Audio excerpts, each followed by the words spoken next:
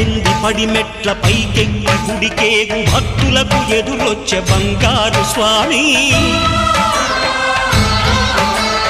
ఇరుముడులు స్పృశించి శుభమును దీవించి జన బృందముల చేర జగమేలు స్వామి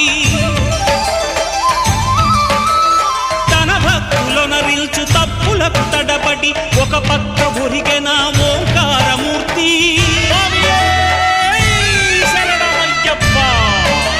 స్వాములందరూ తనకు సాయము కాగా ధీమంతుడై లేచె ఆ కన్య స్వామి